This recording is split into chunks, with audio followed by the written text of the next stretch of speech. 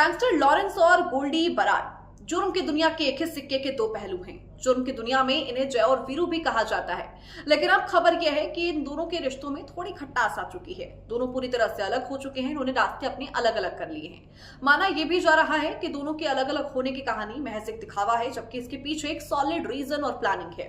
अपनी ताकत को बढ़ते हुए और बढ़ाते हुए लॉरेंस की टारगेट पर विदेशों में रह रहे पंजाबी सिंगर और दुश्मन गैंग के गुर्गे भी आए।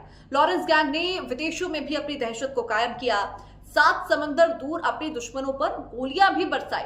लॉरेंस खुद तो गुजरात की साबरमती जेल में बंद है, लेकिन ये सब किलिंग और सारी प्लानिंग उसने जेल में रहते हुए देश के बाहर अपने सबसे भरोसेमंद साथी गोल्डी बराड और रोहित गोदारा के दम पर किया।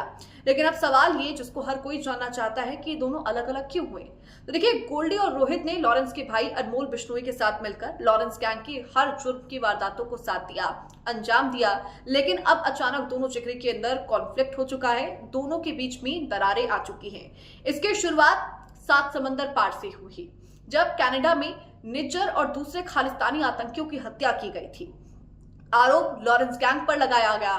कनाडा सरकार ने भारतीय एजेंसियों पर शक जाहिर किया था। यह आरोप लॉरेंस गैंग पर लगाते हुए आरोप लगाए गए थे कि इन गैंग वॉर की आड़ में भारतीय एजेंसियों के इशारे पर विदेश में इन किलिंग को अंजाम दिया गया है, जिसके बाद भारत और कनाडा के संबंधों में भी दरार आ गई थी। दोनों के बीच में कॉन्फ्लिक्ट भी हो गया था और उसको लेकर कई तरह की बातें भी सामने आई थी।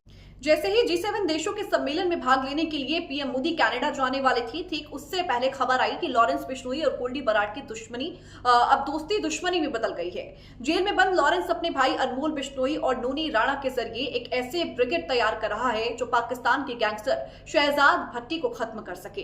दरअसल शहबाज भट्टी भी लॉरेंस गैंग का ही दोस्त हुआ करता था, लॉरेंस का ही दोस्त था। लेकिन जब उसने एक ऑडियो जारी किया जिसमें सीधे तौर पर लॉरेंस बिश्नोई को चुनौती दी गई, तो लॉरेंस उसके टारगेट पर आ गया, लॉरेंस के टारगेट पर वो आ गया। उसके बाद माना यह जा रहा है कि शहबाज भट्टी और उससे जुड़े विदेशों में बैठे गैंगस्टर को टारगेट करने के लिए एक बड़ी साजिश तैयार की जा रही थी। अगर ये प्लान सफल हुआ तो इसका ठीकरा लॉरेंस या फिर किसी भारतीय एजेंसियों पर ना आ जाए, इसीलिए महज ये दिखावा किया जा रहा है कि दोनों के बीच में कॉन्फ्लिक्ट हो गया है। कहा यह भी जाता है कि पिछले कुछ सालों में जेल में रहते हुए लॉरेंस बिश्नोई जुर्म की दुनिया का इतना बड़ा ब्रांड बन गया कि हर छोटी वारदात का क्रेडिट लॉरेंस को ही दिया जाता था।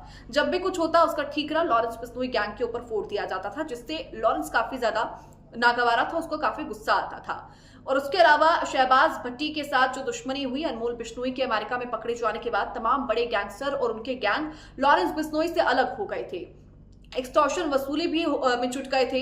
इतना ही नहीं, दहशत फैलाने के लिए रोहित गोदारा और गोल्डी बराड गोलियों की जगह हैंड ग्रेनेड का इस्तेमाल करने लगे, जो कि लॉरेंस को बिल्कुल पसंद नहीं था। लॉरेंस बिश्नोई इसके बिल्कुल अगेंस्ट था और कहा यह भी जा रहा है कि यही एक और वजह है जिसकी वजह से दोनों के बीच में कॉन्फ्लिक्ट की खबर सामने आ रही है कि दोनों की लड़ाई हो चुकी है। हालांकि इसको एक दिखावा भी कहा जा रहा है ताकि शहबाज भट्टी को इसमें टारगेट किया जा सके। बहरहाल अभी तक की यही जानकारी है कि दोनों के बीच में कॉन्फ्लिक्ट हो चुका है।